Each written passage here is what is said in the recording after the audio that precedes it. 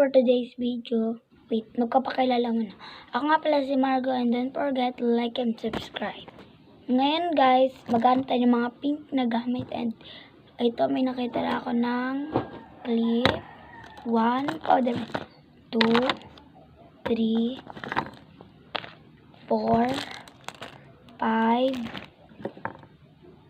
5, dito pink. 6, 7, 8, 9. 9 na siya. 9, 10, 11, 12. 12 na bali yung nakita ko. 13, 14. Ano pa ba pink dito?